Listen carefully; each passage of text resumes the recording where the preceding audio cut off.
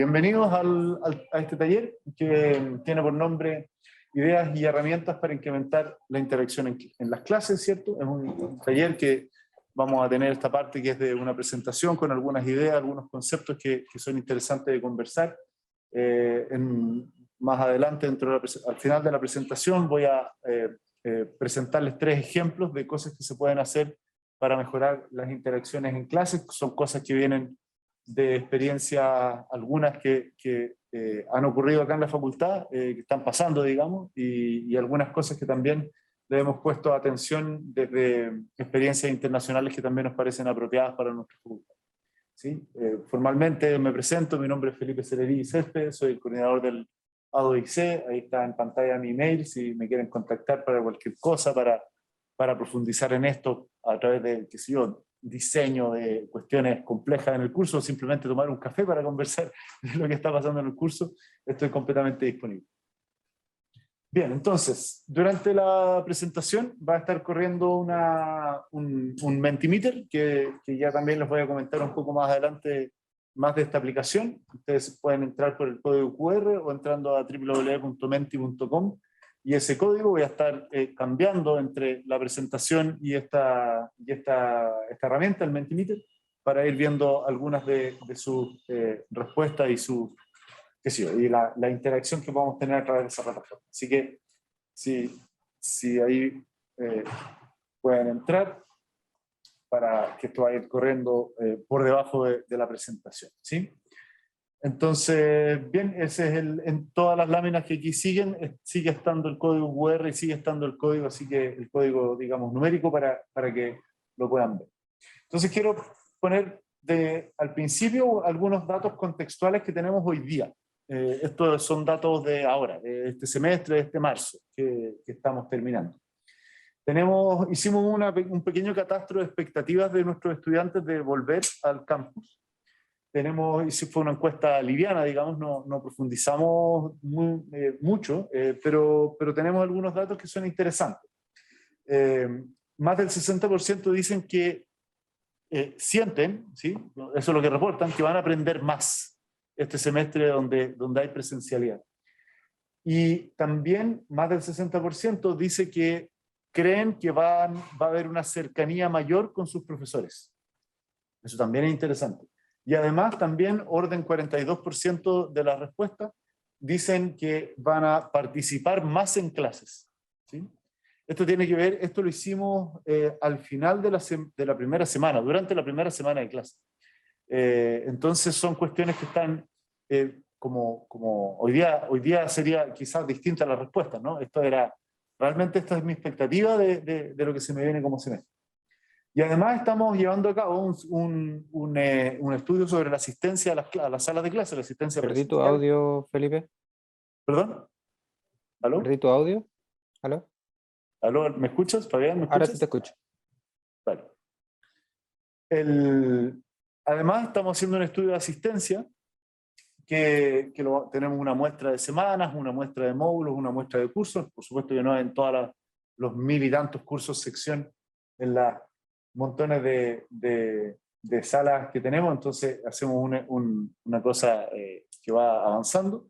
Y los primeros datos nos dicen que tenemos un 78% de asistencia versus un 62% que eran los datos anteriores, de la presencialidad anterior. Estamos hablando de un estudio hecho en 2018 y publicado en 2019, que decía que la asistencia aproximadamente en la semana 3, la aproximación de la asistencia en la semana 3, para decirlo correcto, era del 62%. Entonces, efectivamente, nuestras estudiantes están viniendo más a clases, tienen estas expectativas, y la pregunta es ¿qué esperan de nosotros como profe?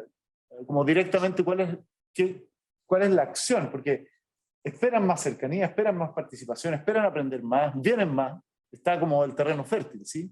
Y la pregunta es, ¿qué esperan de nosotros?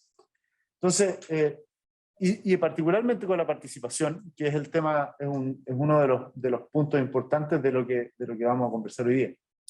Entonces, lo primero es preguntarles un poco, para ir adentrándonos en estos temas, ¿qué entienden ustedes por lo activo, ¿cierto? Por el aprendizaje activo, por esta cosa que no quiero seguir diciendo más cosas para no contaminar.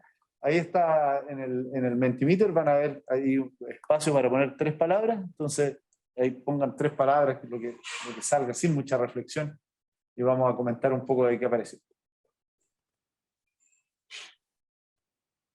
Me cambio de pantalla.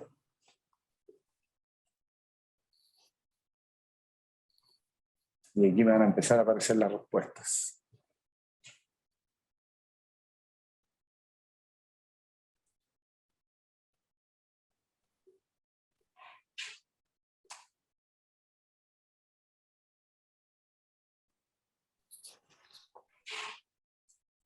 Hay muchas palabras.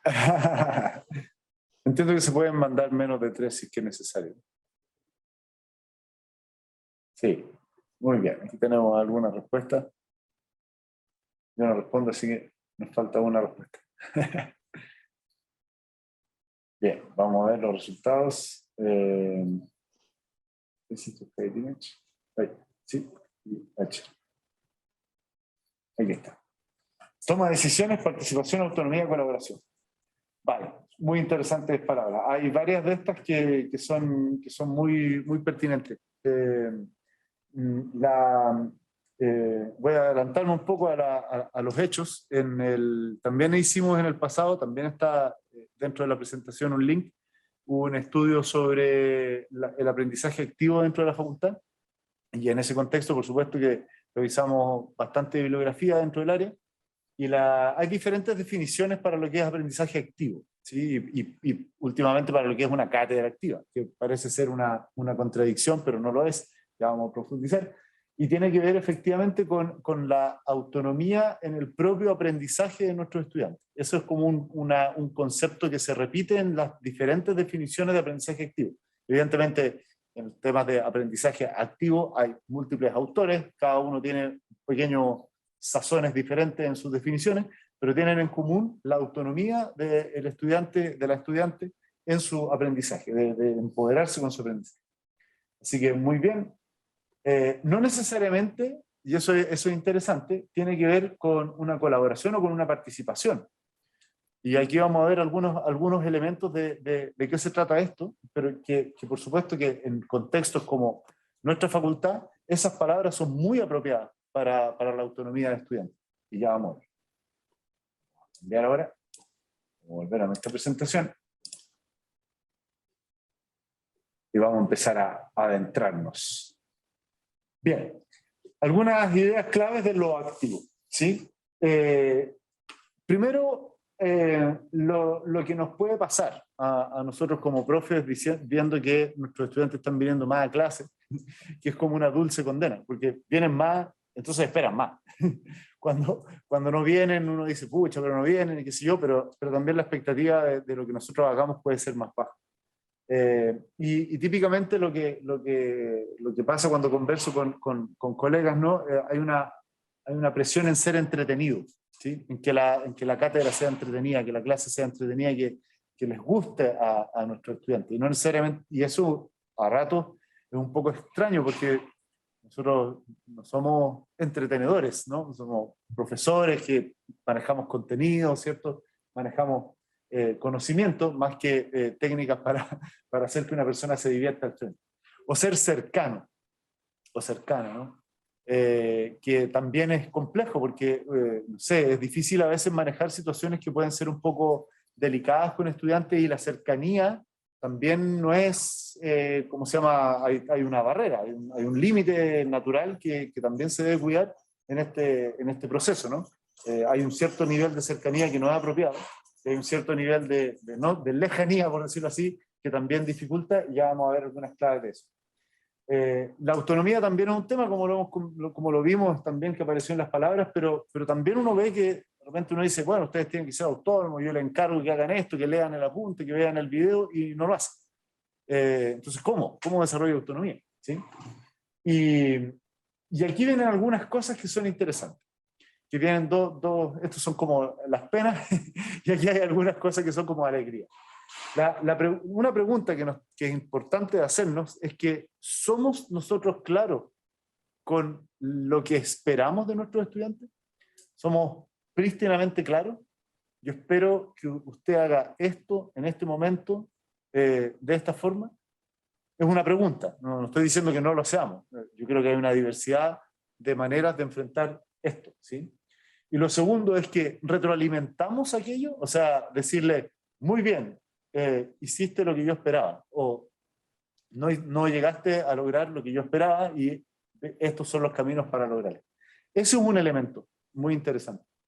Y ya en lo más profundo está este concepto que es muy interesante, que en la lámina siguiente hay un gráfico para entenderlo un poco mejor, que es la distancia transaccional. Este concepto se ocupa bastante en temas de aprendizaje online, netamente online. Ya con el dibujo de más adelante vamos a ver por qué. Aquí esta distancia se puede medir entre tres agentes, por decirlo de alguna manera: profesor, profesora, auxiliares, que sido equipo docente, estudiantes y el contenido propiamente tal. Entonces, en estos tres eslabones hay distancias, y también, ¿cómo se llama? Por ejemplo, pueden haber distancias estudiante-estudiante, podría haber una separación entre estudiantes. Ejemplo, en el aprendizaje online, ¿no? Uno se mete a un curso de Coursera o de estas plataformas y no conoce a quienes están tomando el curso con uno. No necesariamente, y ese es el punto. No necesariamente conoce a la otra gente. Un profesora se puede plantear como muy distante a sus estudiantes, si da una cátedra no propicia o quizás hasta incluso no permite preguntas, entonces la distancia empieza a crecer. Y la distancia con el contenido eso lo vemos sobre todo muy patentemente con nuestros estudiantes al principio de la carrera, en el plan común en los primeros cursos. La sienten distante, sienten que es algo que no conocen, no entienden, es una cuestión nueva, muy rara y qué sé yo. Entonces se dan estas cosas.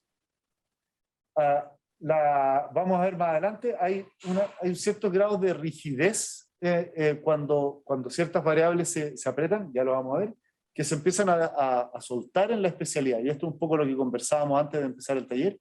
No todas las técnicas, estrategias o maneras de abordar los cursos son efectivas a lo largo de todos los estadios de la formación, ¿sí? Típicamente, los primeros niveles uno necesita más estructura para sus estudiantes y poco a poco se va soltando ese enfoque. ¿Qué sé yo? Yo estudié Ingeniería Civil Matemática en la facultad y teníamos cursos al final que eran básicamente, le damos un libro, presentamos en la semana, presentaba el profe, presentábamos nosotros estudiantes, discutíamos y aprendíamos en conjunto. Tenía muy poca estructura el curso, aprendíamos un montón, pero es muy difícil hacer eso con el apunte de introducción al cálculo. Digamos que son momentos muy distintos de la formación. Y lo activo, este concepto activo, este concepto de avanzar a lo autónomo, es importante ir formándolo poco a poco, ¿sí? No porque al principio se necesite una estructura muy firme, uno no va a dar instancias de este tema de empoderamiento del propio aprendizaje. Si bien las expectativas del empoderamiento del propio aprendizaje deberían ser menores en los primeros niveles y mayores en los últimos niveles. Y aquí se arma un mapa. Este es el dibujo que es muy interesante, el autor es Moore del 2019, hay bastante posterior al 2019 que está en la presentación del taller del lunes, que es lo que conversábamos. Ahí está el link de la presentación del lunes, que pueden ver más información al respecto. Yo aquí me robé este gráfico que básicamente lo que mira son tres dimensiones, ¿no? Autonomía, la estructura y el nivel de diálogo que hay entre agentes, ¿sí? Entre estudiante-profesor típicamente, ¿sí? Entonces la distancia se aumenta en la medida que hay menor autonomía, más estructura y menos diálogo, ¿sí? Al fondo de este cubo, ¿sí? El fondo de este cubo tiene la mayor distancia transaccional. Y entonces hay un punto de equilibrio, ¿cierto?, en cada curso con cuál es la correcta distancia, ¿sí? Una distancia demasiado alta puede hacer que el aprendizaje no fluya, porque cada estudiante se siente muy lejos del profesor, de sus pares, del contenido y no sabe qué hacer, y se siente solo y abandona, ¿sí? Estas cosas se estudian sobre todo en el aprendizaje online con respecto a tratar de explicar el abandono de los cursos online, que es brutal. Si no conocen los números, son una cuestión pero horrorosa. O sea, si 10% de la cohorte de un curso online termina, es como un curso exitoso, de ese nivel, ¿sí? Ahora, claro, como pueden inscribirse 10.000, el 10% es una maravilla. Entonces, ahí hay cuestiones que tienen que ver con aprendizaje online, pero esto es totalmente exportable a lo que pasa dentro de lo presencial. Y uno puede verse identificado con estas dimensiones. ¿Para qué nos sirve? ¿Por qué lo traigo a la mesa? Porque nos ayuda a dividir el problema en direcciones propias, por decirlo de alguna forma, ¿sí? Para poder entender lo que está pasando con el curso en dimensiones que son trabajables en sí mismas y no ahogarse con no sé qué pasa en el curso, no sé qué hacer, qué sé yo. Hay también cuestionarios que ayudan a medir de alguna manera, a metrizar, ¿cierto?, estas distancias. Y esos también son interesantes y los tenemos disponibles en el área. Sigamos. Un elemento que es clave, que tiene que ver un poco con el diálogo, un poco con la cercanía a los contenidos, ¿cierto? Y también con la distancia entre profesores y estudiantes, equipo docente y estudiantes, son las interacciones. Eso es como una clave y una joya. Y aquí me estoy pasando ya al ámbito más práctico que el teórico. Entonces, la reflexión, aquí hay una tira cómica que es muy provocadora, ¿no? Es que, si la ven, está este niño, ¿no?, que le enseñé al perro a silbar. Entonces el otro le dice, pero yo no lo escucho silbar. Le dice, yo dije que le enseñé, no dije que haya aprendido. y a veces pasa eso, ¿no?, que uno puede enseñar, pero no verificar que hay aprendizaje de parte de estudiantes, ¿sí? Y eso es importante ir monitoreando. Entonces, y eso, una primera herramienta muy superficial es la interacción. Lo que ocurre con la interacción, ya sea muy profundas, como sentar a un estudiante al frente una hora a conversar de los contenidos, o esa levantada de mano y esa pregunta rápida que pasó en la cátedra. Entonces, aquí hay algunas preguntas. ¿Qué es una buena interacción? ¿Cómo catalogamos que la interacción de este momento fue mejor que la interacción de ese otro momento? O, ¿se entiende cuál es el criterio? O en el total de interacciones que tengo en una clase, ¿cuántas de estas son sobre el contenido propiamente tal? Tenemos costumbre de también recibir preguntas del estilo, profe, ¿puede repetir porque no entendí? ¿Qué dice ahí en la pizarra? Cosas de esa naturaleza, cuestiones que son más pedestres y que no tienen que ver con el contenido en sí mismo. ¿Qué hacemos para facilitar estas interacciones? Típicamente uno dice, si tiene una duda, me levanta la mano y pregunta, pero eso es un nivel basal, digamos. Es que hay algo más. ¿Cómo estas interacciones últimamente, que esa es una pregunta súper potente, cómo estas interacciones me ayudan a verificar el aprendizaje de nuestros estudiantes? ¿Sí? Entonces, nuevamente quiero hacer una mini encuesta, así que vamos a Mentimeter, ustedes le ponen para adelante, debería simplemente avanzar, ¿cierto? Y hay una pregunta sobre las interacciones. ¿Qué cantidad de interacciones tienen? Más o menos, por supuesto, no es un catastro en profundidad, ¿no? Pero pueden verlo y aprovecho de cambiar la pantalla para que miremos aquí sus respuestas. Entonces, vamos adelante.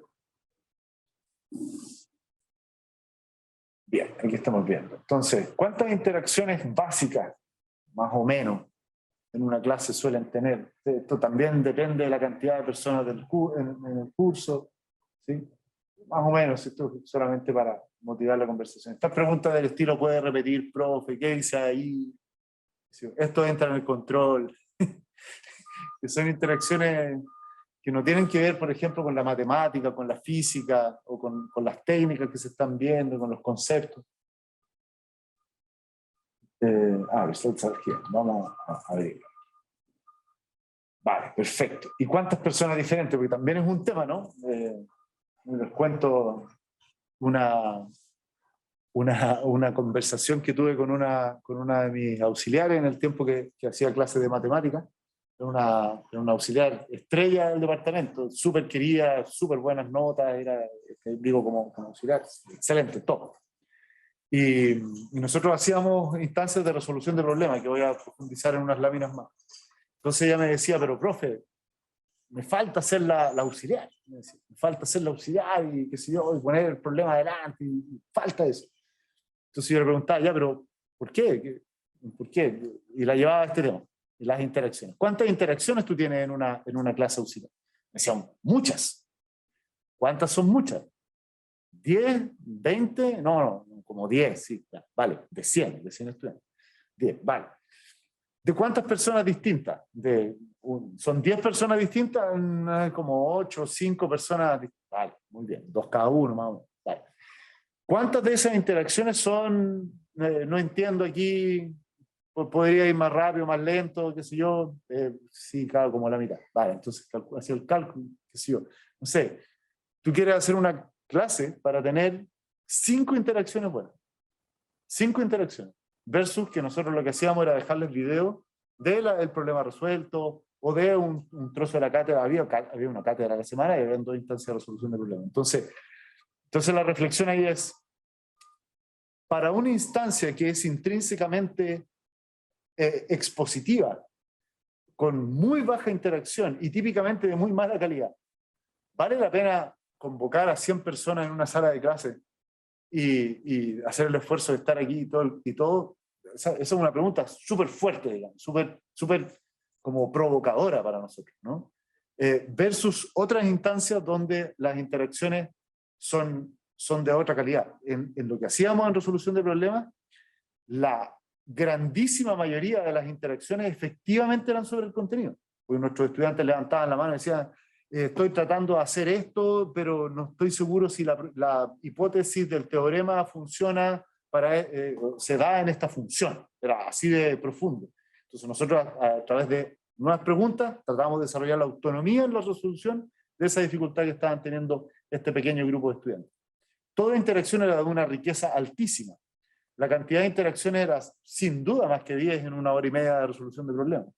Pero claro, lo que era vertiginoso para nosotros era que no teníamos el control de esta situación. Es una cuestión que era como caótica, entre comillas. No podíamos saber exactamente qué preguntas más o menos todos tenían, que esa también es una percepción quizás que es un poco falsa de nosotros, que una persona levanta la mano y no cree que esa es la duda de todas las personas. Entonces, es un tema con la interacción que es muy interesante de reflexionar, ¿sí? Vamos así. Un par de conceptos más antes de pasar a ejemplos. Entonces, uno se pregunta, porque también hay una ansiedad cuando uno habla de lo activo, ¿sí? Este tema de resolución de problemas, si ustedes lo conocen, que Patricio Felmer del Departamento de Matemáticas, un impulsor muy fuerte de esto, o que sea un curso de proyecto, uno se imagina como algo activo. Uno dice, pero esto es reformular completamente el curso, es súper complejo. No es necesario. El año pasado estuvimos participando en un congreso en Portugal y una de las presentaciones fue muy interesante. Es el nombre de la presentación, ahí están las palabras claves para encontrarla y si quieren me piden ayuda y los ayudo a llegar a la presentación exacta de esta persona que hablaba de esto, de interactive lectures, de cátedras interactivas. Esa era su manera de decirlo. Entonces, si ustedes se fijan acá, lo que plantea esta persona es que de hacer quiebre, básicamente, dentro de la clase. Uno puede ajustar estos números. Hice el ejercicio en otra presentación que hice de ajustar los números a la realidad de nuestra facultad, digamos, ¿sí? ¿Cuánto tiempo al final? En 90 minutos, ¿cierto? Y esto no tiene por qué ser 2 actividades, podría ser una un poco más larga de 4 minutos, o podría ser de 2 minutos. Lo que hace es dar quiebres en la clase. Y eso también es interesante desde el punto de vista tipo guión de Hollywood. No sé si ustedes saben un poco, un guión de Hollywood está calculado al segundo del momento en que tiene que haber la presentación de un personaje, ver un conflicto, qué sé yo, y eso es lo que nos hace a nosotros sentarnos en el cine 3 horas y media con nuestra atención totalmente capturada, que es una locura. O sea, 3 horas y media con la atención capturada es brutal. Entonces, claro, nosotros no somos guionistas de Hollywood, pero sí podemos hacer algunas pequeñas intervenciones. Más adelante tengo un par de ejemplos, unos que lo he probado yo particularmente, que son súper interesantes y que generan esos quiebres, que puede ser incluso hasta una pausa dramática. Uno ve a estos como grandes lecturers, ¿no? Estos grandes catedráticos, gente que hace cátedras muy potentes, y uno ve que hace como que hay una habilidad oratoria, ¿sí? Pausas, qué sé yo, se pasean por delante, qué sé yo, tienen una habilidad muy potente para aquello, pero no necesariamente todos la tenemos, pero sí cada uno de nosotros puede planificar algún quiebrecillo en la clase y hacer alguna cosa un poco para sacarlos del tránsito como normal de la clase. Otro elemento que también es interesante de este tema del guión es sumar algunas cosas como esta, como el qué se espera que aprendan, ¿sí? O sea, hoy día vamos a ver estos temas y yo quiero que salgan de la clase, qué sé yo, pudiendo hacer algo. Típicamente un verbo es una buena idea con la cual partir. Ya sea, ¿cómo se llama? Que conozcan, el conocer, ¿no? Este tema, diferenciar, ustedes pueden saber cuándo, qué sé yo, una función es continua o no es continua, qué sé yo, por decir alguna cosa desde la matemática, y luego decir cuál es el diseño. Y para aquello vamos a hacer lo siguiente, ¿sí? No necesariamente profundizarlo mucho, esto puede tomar 3-4 minutos al principio de la clase, mientras llega, ¿no?, la gente atrasada, no sé, una cosa de ese estilo, ¿sí? Eso es un elemento. Y luego, ¿qué necesito de ustedes para que esto ocurra? ¿Sí? Yo necesito cuestiones básicas que pongan atención o en el momento de participar lo hagan, tengan su teléfono a mano para que el Mentimeter funcione, lo que sea, ¿sí? Tengan una hoja de papel para poder rayar no sé qué, lo que sea necesario para que esta actividad funcione. Y este diseño, nuevamente voy a un concepto, debería ser, o sea, se potencia cuando está alineado, ¿sí? Hay un concepto en educación que se llama alineamiento constructivo, que básicamente tiene que ver con equilibrar estos tres elementos, ¿sí? ¿Cuáles son estos tres elementos? ¿Qué queremos que aprendan nuestros estudiantes? ¿Qué es lo que vamos a hacer en la sala de clase, que es lo que estamos conversando? ¿Y cómo y qué vamos a preguntar en las evaluaciones, ¿no? Cuando la clase está en equilibrio con estas otras dos cosas, entonces es una buena clase, entre comillas. Nuestros estudiantes reportan que la clase les sirve, ¿sí? Si la clase va por un carril, las evaluaciones van por otro, y lo que se espera, que típicamente está escrito en el programa del curso, va por otro lado, tenemos un problema de alineamiento y el curso empieza a tambalear, ¿sí? Porque estudiantes pueden, qué sé yo, alegar, digamos, en las encuestas docentes qué sé yo, un clásico de encuesta docente. El auxiliar hace problemas que son muy fáciles comparados con el control. Es una cuestión clásica que ocurre en plan común, y tiene que ver con que está rota esta arista, ¿no? Esta arista. En la clase auxiliar no se hace algo similar a lo que está en las evaluaciones. Y con eso no necesariamente la estrategia es hacer en la auxiliar un problema exactamente igual a lo que se va a preguntar en el control, ¿no? Pero algo que de alguna manera lleve a nuestros estudiantes a entender qué se espera de ellos y de ellas, ¿no? Entonces ese es un elemento. Hay una presentación ahí que tiene que ver, que lo hacemos cuando damos la bienvenida a nuevos académicos y académicas de la facultad, que tiene que ver con el diseño de cursos. Hay más información sobre el alineamiento constructivo que pueden revisar a posteriori. Entonces, nuevamente, esta clase, que es una intervención aquí, con pasos tipo guión, ¿no?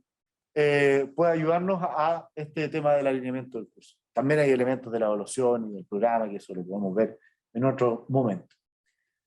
Bien, entonces eso es como la base, y ahora les presento tres ejemplos súper concretos, que son propuestas que eventualmente podrían implementar mañana en sus cursos, ¿sí? Lo primero es una intervención, resolución de problemas. Pongo resolución de problemas, pero puede ser un análisis de caso, o puede ser alguna cosa que hace un quiebre, no en la clase, sino que en la programación de las 15 semanas, ¿sí? Entonces, por ejemplo, uno podría escoger 1, 2, 3 momentos. Algunos momentos dentro de las 15 semanas, ya sea para abrir una unidad o cerrar una unidad de recomendación, se libera una cátedra, por ejemplo, dando videos de los contenidos, ¿sí? Y en particular en la resolución de problemas, que es un esquema que se puede ocupar no solamente para matemáticas, si bien de matemáticas es el ejemplo. Aquí se forman grupos pequeños, 3, 4 personas, dependiendo del tamaño del curso, uno puede variar eso. Y como se muestra en la imagen del video, que por supuesto que ahí está el link, los estudiantes van resolviendo el problema y profesores, equipos docentes, auxiliares van interviniendo en eso. Y que es lo muy potente, que lo veíamos ayer en un panel que tuvimos, que uno ve a sus estudiantes ejecutar acciones que son las que uno espera que ejecuten. Y eso a uno le da mucha información con respecto a cuáles son las dificultades que están teniendo o cuáles son las cosas que están funcionando bien. Y nos da de inmediato un termómetro muy interesante de cómo va el avance de nuestros estudiantes. No es necesario que esto sea toda la semana en todas las clases, uno puede hacer 2 o 3 intervenciones bien concretas dentro del curso y hacer algo de este estilo. Si son problemas matemáticos, si son algo que sí, desarrollar una tarea, da lo mismo cuál sea la tarea, pero que nuestros estudiantes hagan esa tarea. ¿Por qué en grupo? Porque es más fácil gestionarlo simplemente, ¿sí? Si uno tiene 100 personas, ¿cierto? Me va a costar mucho gestionar, ir a visitar a 100 puestos distintos, pero si los dividimos en grupos de 3, ya empieza a cambiar, si son de 5, si invito a mis auxiliares, empieza a ser una cosa como de gestión, ¿cierto? De que nos den las manos para poder hacer este trabajo, ¿sí? Eso es un ejemplo que lo recomiendo, ocurre en la facultad con resolución de problemas. Patricio Felmer y otros dentro del departamento de matemáticas lo hacen. Ayer nos contaban que en el curso de mecánica están haciendo algo similar también, así que son cosas que son apropiadas y están pasando en la facultad. Otro ejemplo es esto que estamos haciendo con Mentimeter, que es que como abstractamente son herramientas de interacción no verbal, ¿sí? Entonces, no necesito que la persona se envalentone, levante la mano y haga una pregunta. Yo puedo hacer que me ponga algún texto simple, ¿sí? Y con eso yo voy tomando un termómetro de lo que está pasando en la sala de clase. Esto puede ser súper interesante para este gráfico que teníamos antes, ¿cierto? Para dar algún quiebre dentro de la clase. Entonces, por ejemplo, hay un concepto que es muy interesante, que es el Just-in-Time Teaching, que es un poco más complejo que esto, pero aquí, como lo que menciono acá, lo que propongo acá es una adaptación de esta metodología que tiene nombre y apellido, que hay un link de Illinois, de la Universidad de Illinois, qué sé yo. Uno podría ocupar algo como un Mentimeter para preguntar, por ejemplo, sobre un concepto, ¿sí? Como cuál es la definición de no sé qué, alternativa, y ver cómo anda la audiencia, si es que se está entendiendo bien ese concepto. O 2 o 3 conceptos, sobre todo en cursos de física que son, por ejemplo, dentro del plan común, exhaustivos en conceptos, ¿no? Que son importantes de conocerlo, podría ser una buena herramienta. Y en otros contextos, por supuesto, que también ustedes saben mejor que yo cuáles son los conceptos que son claves de los cursos que ustedes ven. Otro es preguntar sobre, y aquí pongo la palabra bonita, autoeficacia sobre un procedimiento. Por ejemplo, uno puede poner un problema sobre la pizarra, o algún desafío y preguntar, ¿usted cree que puede resolver esto? Una cosa de ese estilo, ¿sí? Y eso también no es ver el performance, evidentemente. La verificación sería, a ver, hágalo, y veo cómo lo hace. Pero ese reporte de la autoeficacia, que esa es la palabra que se ocupa, también me da no me da la temperatura, pero quizás lo estoy midiendo por el costado, sí, qué sé yo, veo si radia, no sé, veo si está rojo, a ver si tiene fiebre o no. Sí, es un proxy, digamos. Y eso también me da información. Y eso también puede ser una intervención en la mitad, ¿sí? Luego uno puede tomarse algunos minutos, 10 minutos, 2 minutos, lo que sea, para reforzar lo que está bien, para corregir lo que está mal, ¿sí? Entonces esa es una manera de intervenir, de dar un quiebrecito dentro de la cátedra, ¿sí? No tiene por qué ser 5 y 10 minutos, por supuesto que todo esto es adaptable, tiene que ser bien pensado, sí, tal como decía esa lámina que les mencionaba de este congreso en Portugal, es importante darle un diseño, o sea, darse un tiempo para pensar en cómo va a ocurrir esta cátedra y ajustar un poquito los tiempos, ¿sí? Y lo último es el breve trabajo entre pares. Esto puede ser una intervención de 1 minuto, y es una cosa que es muy natural de hacer. Uno puede estar hablando, qué sé yo, y parar, y decir, ¿qué paso sigue? Como, adivine qué voy a decir ahora. Discútalo con la persona al lado. 2, 3 minutos, uno puede preguntar, ¿usted qué opina? No, y si yo, bien, vamos, seguimos, y así, qué sé yo. Y también de un quiebre, ¿sí?